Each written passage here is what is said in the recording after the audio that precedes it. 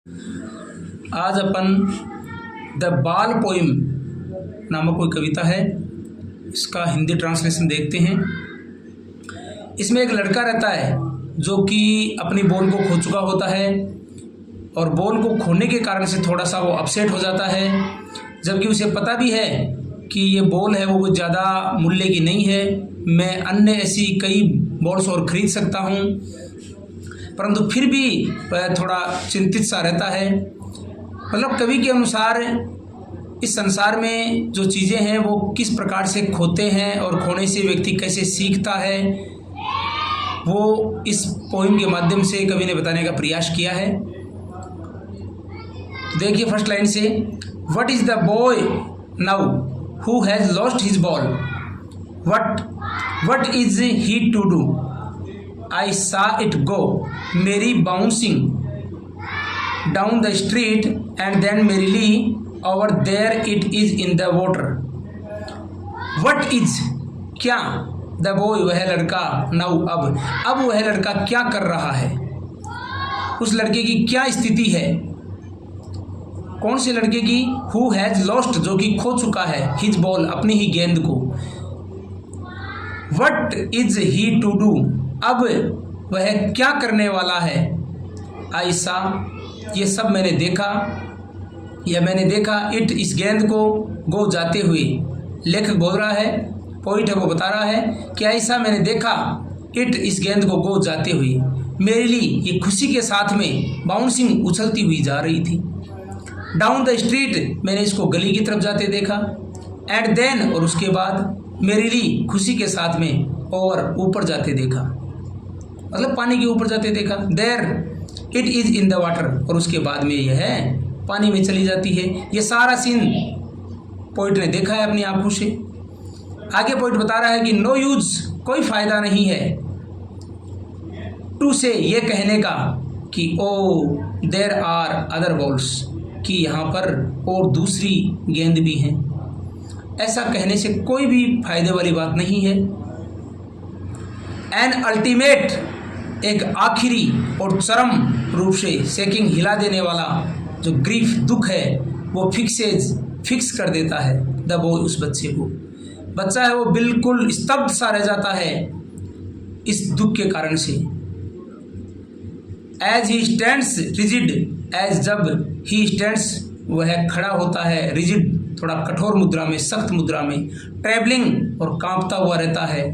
Steering और घूर कर देखता है डाउन नीचे की तरफ। All his young days, all सारे के सारे, हिज यंग डेज अपने जो पीछे के दिन हैं, बचपन के दिन हैं, वो उसने गंवाए थे, इनटू द हार्बर उस हार्बर पर, उस बंदरगाह पर, वह जहाँ पर हिज बॉल उसकी जो गेंद है वो वेंट चली गई थी,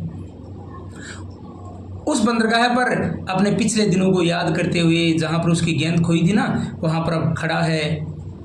घूर कर देख रहा है, कांप रहा है। आगे पोइट कहता है कि I would not intrude on him, I would not मैं नहीं, इंट्रूड मतलब परेशान करूँगा या घुसूँगा,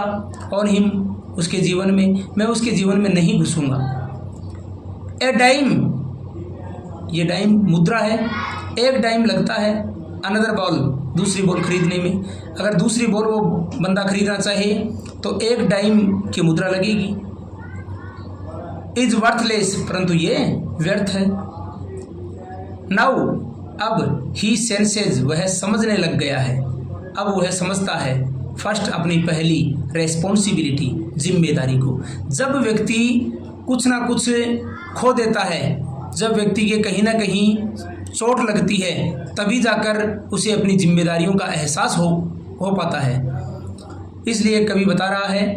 कि अब जाकर उसे अपनी जिम्मेदारी क्या होती है चीज़ अब उसके समझ में आने लग गई है। इन ए वर्ल्ड संसार में, और पोजीशन इस अधिकार के संसार में, इस स्वामित्व के संसार में, पीपुल जो लोग हैं, विल टेक लेते हैं, बॉल्स गेंद, लोग यहाँ पर गेंद खरीदते रहते हैं, और बॉल्स गेंदें विल बी लॉस्ट खो जाती हैं, ऑलवेज लगभग। लिटिल बॉय छोटे बच्चे, अरे छोटे बच्चे इस संसार में लोग हैं वो बॉल खरीदते हैं, फिर उनकी बॉल है वो खो भी जाती है। एंड नो वन, और कोई भी नहीं, बाइज खरीदता है ए बॉल, एक भी गेंद को बैक वापस, और कोई भी व्यक्ति संसार में गेंद को दोबारा नहीं खरीदता है। मनी इज एक्सटर्नल, मनी धन है वो इज होता है एक्सटर्नल, बाह्य चीज, धन है वो तो बाह्य चीज है, नश्वर है। He is learning well behind his desperate eyes, point के अनुसार वह लड़का, ही इज लर्निंग, अब वह सीख रहा है, वेल बहुत अच्छी तरह से, बिहाइंड पीछे, हिज डेस्परेट अपनी निराशाजनक आइज आंखों के पीछे, अब अपनी निराशाजनक आंखों के पीछे वो बच्चा है वो सीख रहा है। The epistemology of loss, loss का जो एपिस्टेमोलॉजी होता है उसको वह सीख रहा है। हाउ टू स्टैंड अप, कैसे खड़ा हुआ जाए, नोविंग जानने के लिए कि what every man must one day know, every man प्रत्येक व्यक्ति है वो मस्ट अवश्य ही वन डे नो जान जाता है। प्रत्येक व्यक्ति संसार में जिसने जन्म लिया है वो किसी न किसी दिन अवश्य ही वो जान जाता है कि ये संसार है वो नश्वर है, यहाँ पर कुछ चीज़ें हम खरीदते हैं, वो चीज़ें पुरानी भी होती हैं, फिर खो भी जाती हैं, टूट भी जाती हैं, बिखर भी जाती हैं, परंतु एक तो हमें उनसे इतना दुखी नहीं होना चाहिए। तो ये सारी चीज़ें जो हैं वो व्यक्ति किसी न किसी दिन अवश्य जान पाता है। एंड मोस्ट नो, और ज़्यादातर लोग ऐसे होते हैं जो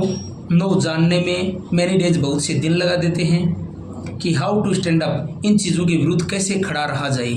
किस प्रकार से इनका सामना करें, जो भी जीवन में संकट आया है उस संकट का सामना कैसे किया जाए। तो बहुत से लोग हैं वो ऐसे भी होते हैं जो इस बात को जानने में बहुत से दिन लगा देते हैं, बहुत से वर्ष लगा देते हैं। इस प्रकार से एक छोटी सी पोएम कवि ने बताई है, और इससे हमें बस यही शिक्षा मिलती है कि इस संसार में बहुत चीज़ें हम खरीदेंगे और वो चीज़ें पुरानी भी होंगी और गुम भी सकती हैं, खो भी सकती हैं। तो